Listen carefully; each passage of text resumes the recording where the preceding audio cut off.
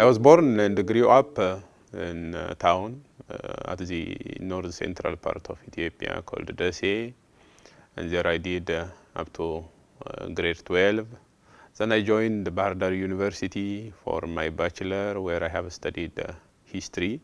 After 3 years of bachelor study, I got the chance to be an assistant graduate in the university, which was by that time newly established, called Maison University in southwestern Ethiopia. So after my graduation in 2007, I joined that university. I continued to teach for 2 years. And then I got the chance to go to India to continue my master's, where I have studied ancient history and archaeology. And there in India, I had a very good field experience as well. And after 2 years of master's study, and my thesis actually was on a comparative study of religious rock cut architecture between India and Ethiopia, because India, as you know, is very well known for these Buddhist, Jainist, ancient rock cut temples. So I was really interested to look if there was any sort of connection with our own case in Ethiopia, Lalibela, and further north there are multiple rock cut religious establishments. So I did my master's on this comparative study of rock cut architectural heritage in Ethiopia and in India. Then I got back to Ethiopia after 2 years and continued to teach at Maison University for 2 years in the Department of History and Heritage Management. Then I got the chance to work at Debre Birhan University as an archaeologist. I joined Debre Birhan University in 2013.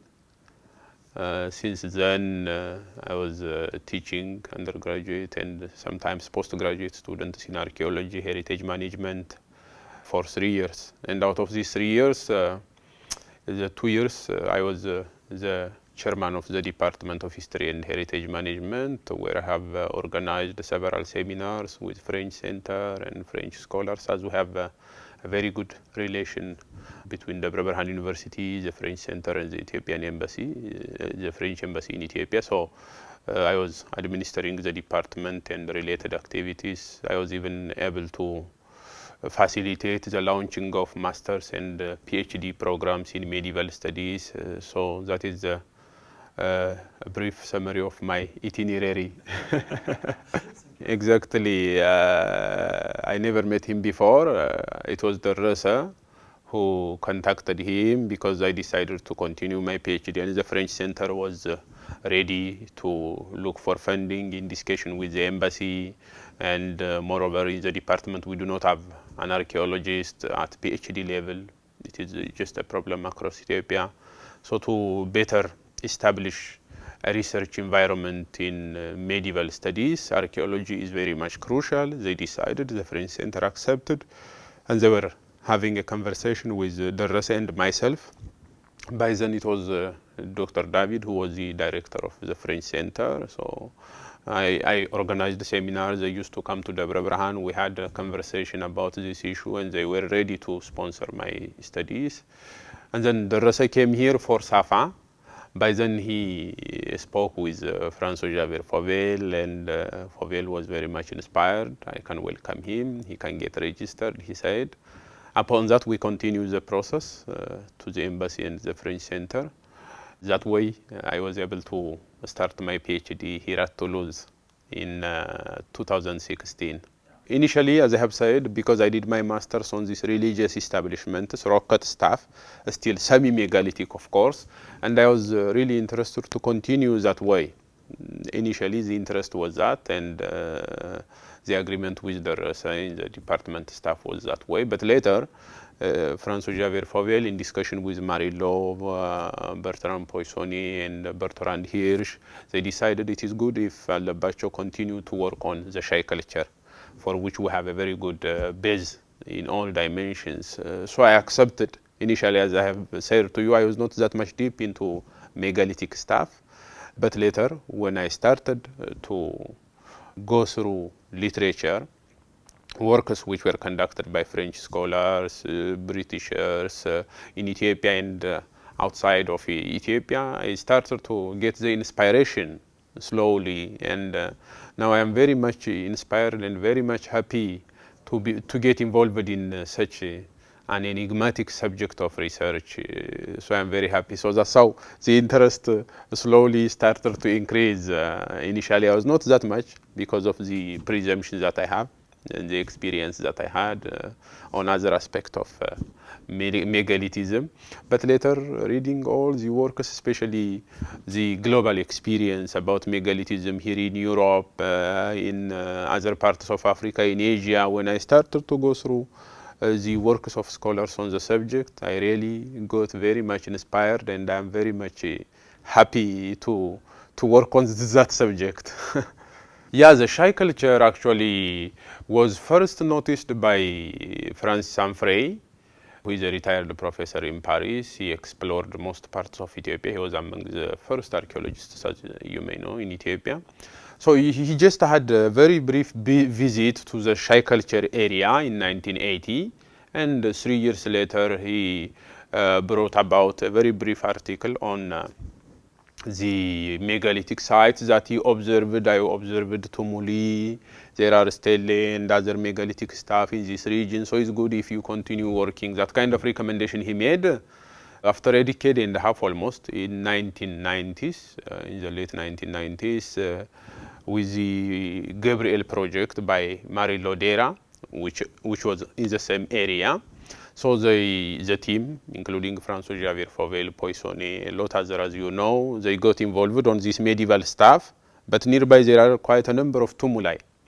So they started to question what is the correlation between the two, and they have tried to present some correlations, but the main issue, they decided to work on the megalithic stuff separately. That was taken up by Poissonnet and François Bon. They made an inventory of nearly 90 tumuli in the region, and they conducted an excavation at about 3 sites, and the dating was made from 4 charcoal samples, which gave about 10th and 14th century AD. So these are some of the basic information that the team acquired about the Shai culture. And the name Shai itself was given after a river in Men's area, which is called Shai, and where they have located several tumuli at the banks of this river, following the flow of this water body. So that's why they decided to call it Shai. That is the etymological root of the name Shai. So they published several articles in various ways, in French, and they prepared a monograph, which you know, the Shai culture, in French, with a collection of the outputs of different studies on the Shai culture. Research, ceramic is there, ethnographic assessment was also made, a comparative assessment of the Shai culture ceramic with a living tradition in southwestern Ethiopia, particularly the Mursi land. So quite interesting comparative research they made. All these things together were published in a monograph in 2012. So then after, FX and Poissonnet also published another article in English, the Shai culture, pagan, in the time of Christianity and Islam, quite interesting subject. That was really in general the most important research development in Shai culture area and the megalithic culture. So my study was based on all these efforts of the previous researchers, for which I am able to uncover many more sites, issues, and several other subjects still pending to continue our research campaign. Yes, unfortunately, our society still lacks sufficient knowledge of important aspects of Ethiopian past. That is a problem. Historians, politicians are focusing on the recent history of the country, the politics, and all. That's why the people is getting confused and unable to cope up with the changing political situation. For that, we are really sacrificing multiple lives and resources, as you can imagine. That is a problem. So we do not really know very well as to what the previous generation did, achieved, and encountered the environmental and related problems. How did they cope up? How did they build all the magnificent heritage that we have? The Ethiopian people are not still well aware of this. That is the pending activity and very critical concern of ourselves and upcoming researchers as well. So it's hard to say, otherwise you can find everything, the ethnic dynamics that you have said, that exist in Ethiopia today, which is of course a source of beauty, a source of uniqueness for the country, but we are misusing that. And we are trying to give this to one ethnic group, that to the other group. That was not the way in the past. As you can see from the ceramics of Shai, chisels on the ceramics of Shai, resemble the still ongoing tattoo practice of the Mursi in southwestern Ethiopia, which is quite interesting. And you can see even out of Ethiopia, the bull jumping tradition in Hammer, still in southwestern part. You can find the same practice even in ancient Mycenaean. You see, we do have such an old and well-established tradition from the past, but we are unable to educate the youth as to how the country was built, as to how the world was built, what was the interaction among different groups of people bearing different religions. That is what you can see in the Shai culture, for instance. We do have pagan elements in Christian establishments, which were periodically later. In fact, of course, there was also an assumption that the Shai culture, the megalithic people, were living in harmony, in interaction with the Christian and Islamic neighbors. That is what you can see. You can find, for instance, in my recent study, I have discovered stelae, which are about 7, possessing quite enormous symbols for the first time. So in that stelae, you can see symbols which are still found on Islamic graves, which is quite interesting. You can see people were trying to interact and integrate different religious, ideological elements. And you can similarly find cross symbols in the Shai ceramic, basically pagan, but still you have Christian elements. This really shows how Ethiopians in the past were coexisting despite the religious divergence, despite the political divergence, despite the socio-cultural differences. They were really coexisting, adapting the skill, achievement of their predecessors to their own sake. So that is what we could have really followed so far, and we still have to teach the Shai culture itself and the other religious sites nearby, medieval sites in general, Christian, pagan, and Islamic sites, really teach us a lot. There are a lot to learn for the current and upcoming generation as well. So we still have to work and to communicate. It is the fault of the scholars on the one hand, but we are unable to teach them. We do have materials thanks to the French scholars. There are really monographs, articles stating the multifaceted features of our medieval past. So it is up to some Ethiopian scholars to work in collaboration with them to translate. For instance, you can find Jusom and Damfrey have articles in Amharic.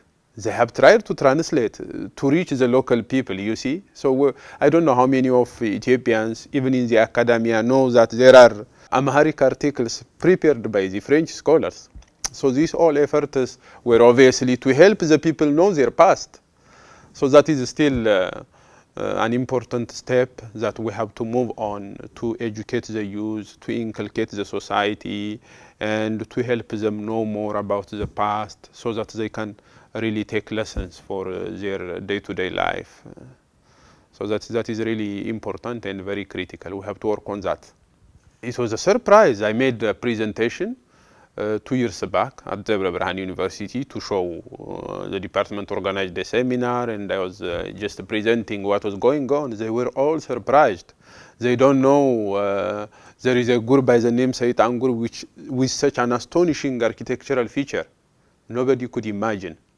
So it was really a surprise for them, and it inspired many of them, many of the scholars. So they were all asking me, how old is it? And how can we reach and visit that area?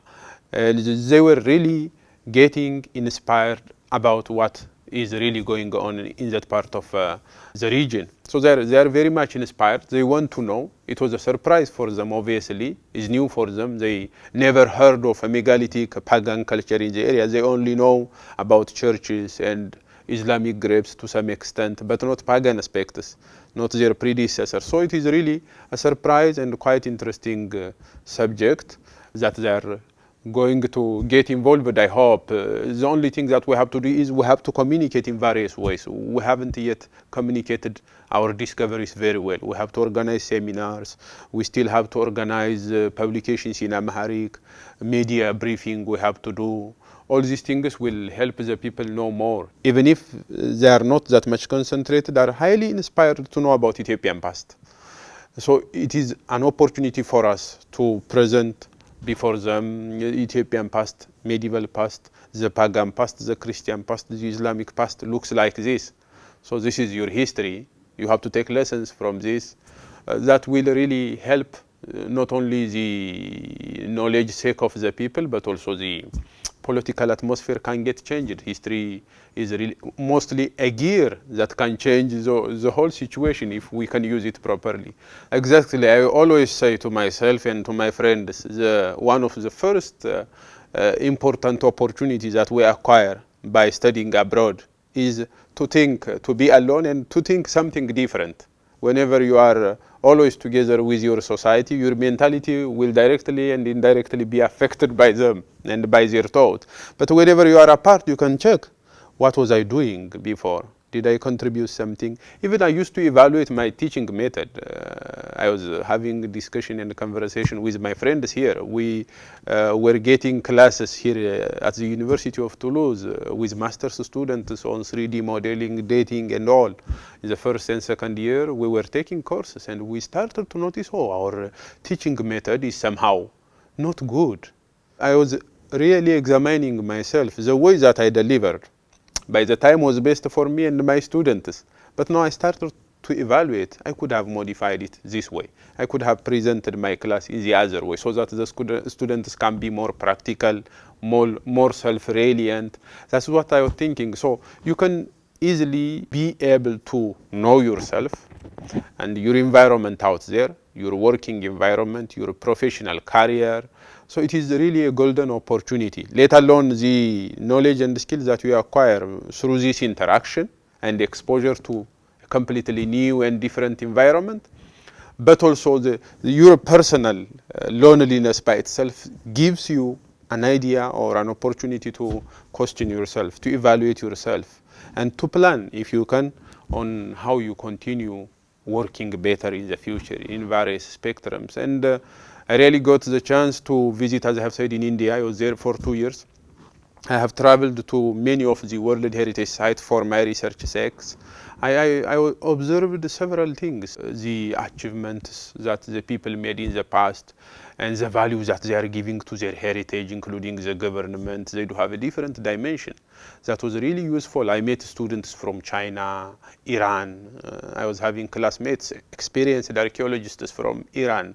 There are really lots of issues that I have acquired, that I have learned, and we are still in touch with my friends from India.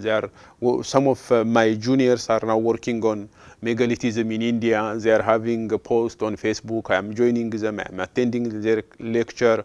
We are sharing experiences. So this is an opportunity that I have got because of the previous chance to go there and study. Likewise here, it is really incalculable because I have got the chance, thanks to FX, the first time we met here in the lab, he contacted me with Vincent, so I got the chance to visit rural France, megalithic sites in France, which nobody can imagine. We do not really believe that we know about Stonehenge, but there are so massive megaliths here in France, in southwestern France. I have seen several dolmens.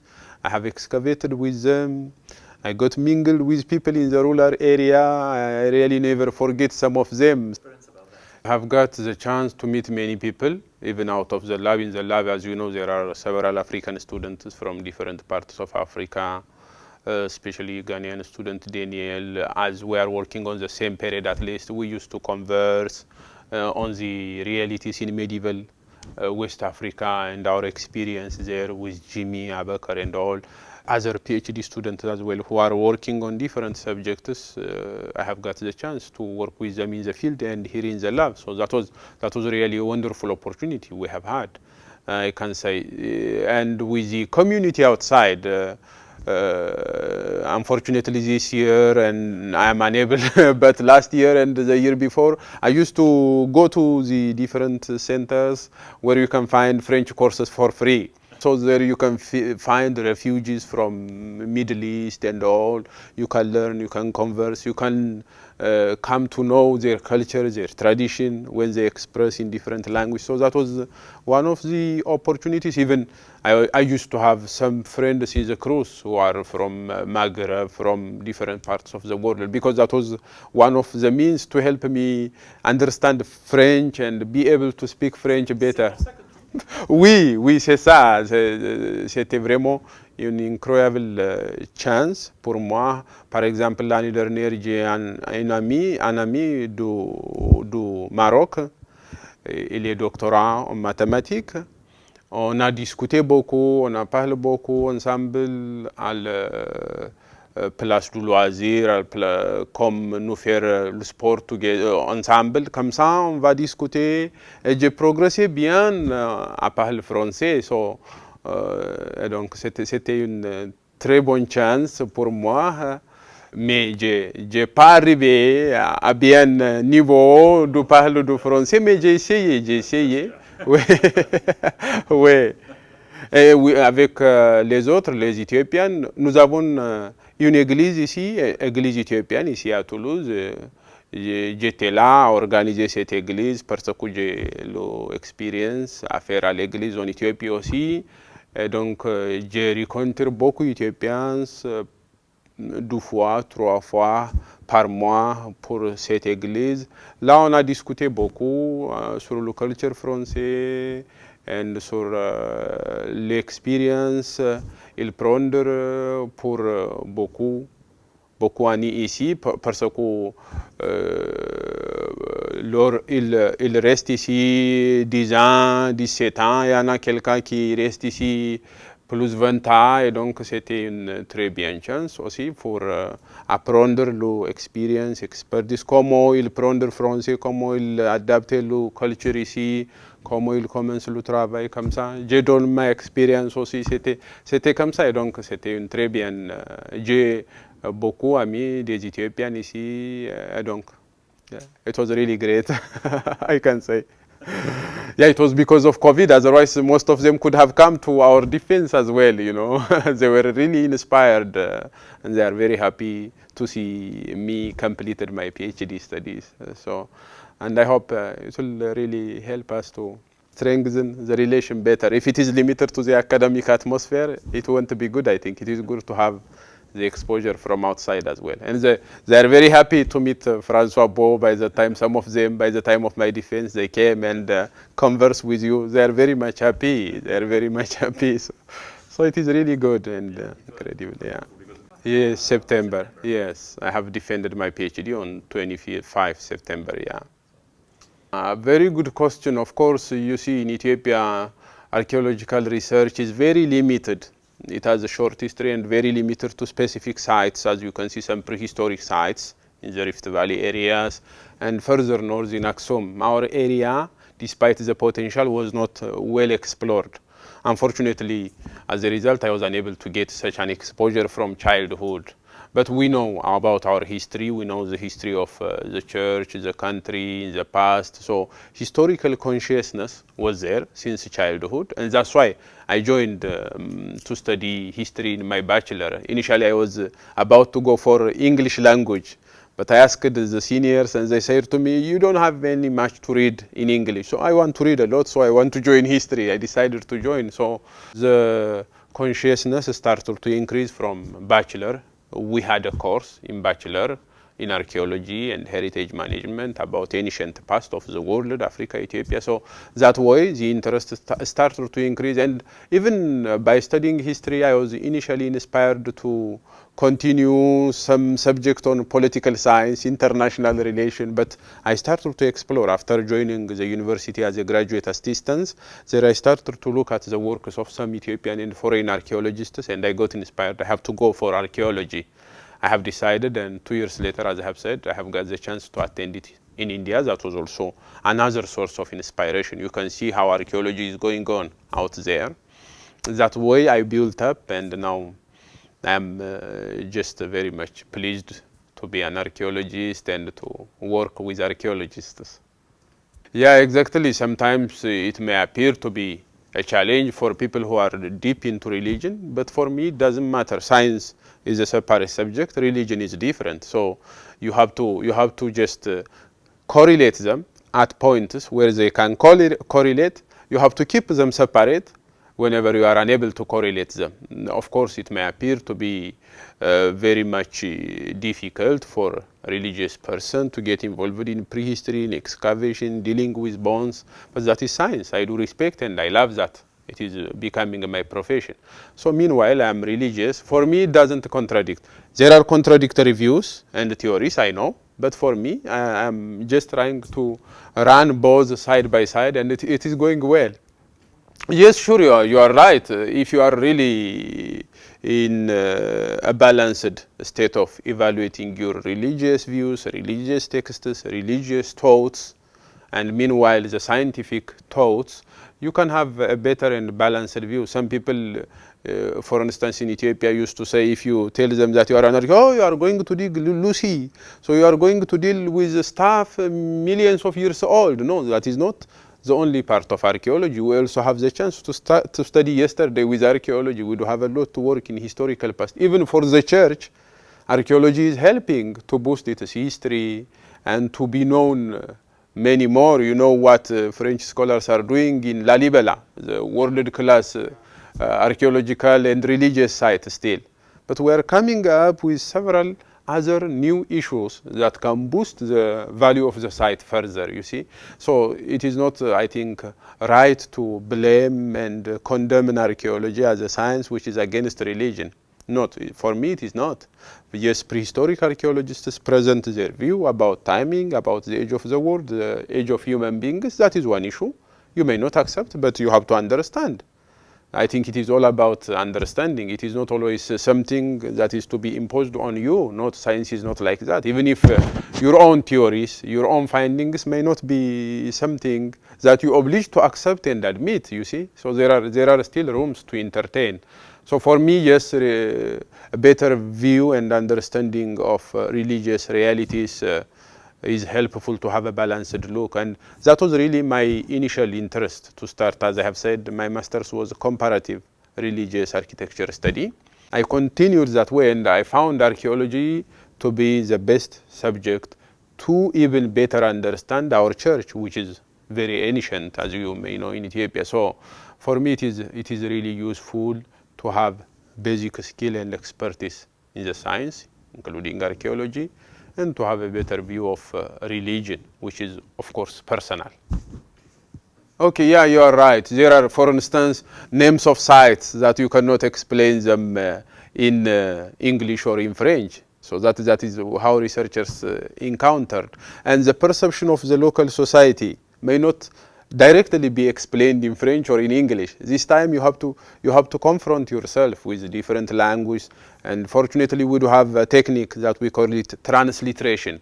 You can transliterate. It is still in native language, in our own script, but you can transliterate it in French or in English. So I'm using that kind of technique to be able to express it better for those who are listening or reading your works. Yes, you are right. It is difficult. For instance, in dealing with the historical past, you still have difficulties of understanding or explaining the whole archaeological stuff in foreign language. So this time you have to think of voice that helps you better express in French or in English. Yes, you are right. So, but for me, I was working too much on megalithic literature, which are authored in French. So it was really good for me to have an in-depth inquiry of French sources, English sources. Meanwhile, I have also to use local memories of the people in my study area who are speaking purely Amharic. So the attempt that I made to correlate all these concepts and bring together, synthesize together, was actually one of the opportunities that helps me produce a better kind of output, I can say, and a better plan for future. So how can we reach these people who are not speaking English and French?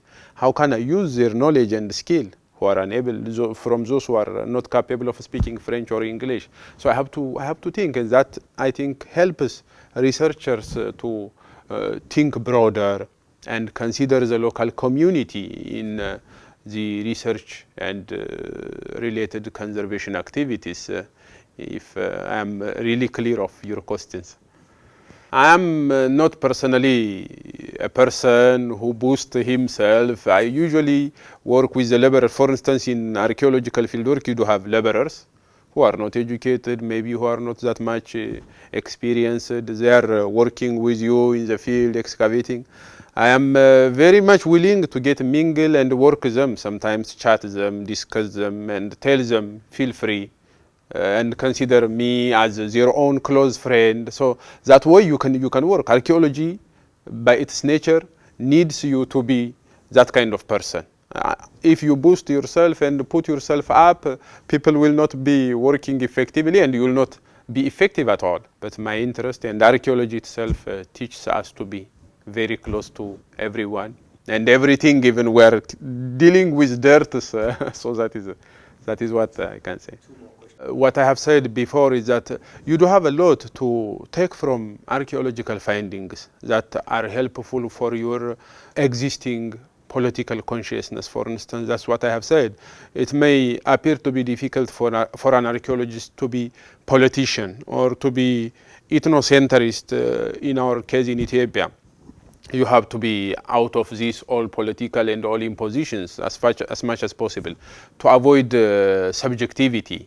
To be objective, you have to keep yourself away. Otherwise, everybody wants to drag you to his own ideology. That is a challenge of archaeology in most of the world.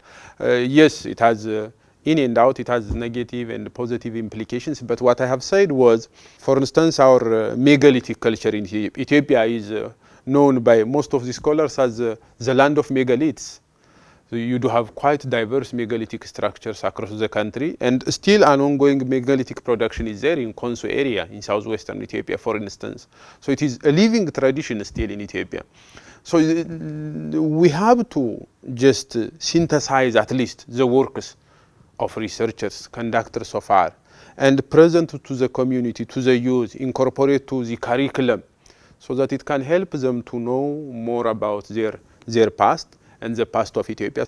There are several books and articles, for instance, nowadays, especially in my study area, for instance, the recent work of Roger Jusom, who has worked for about half a century in Ethiopian megaliths, in southern megaliths, and he authored a book in 2017 which entitled Megaliths, hier et aujourd'hui en Ethiopie. It is especially useful for those who are francophones. They can better grasp megalithism in Ethiopia.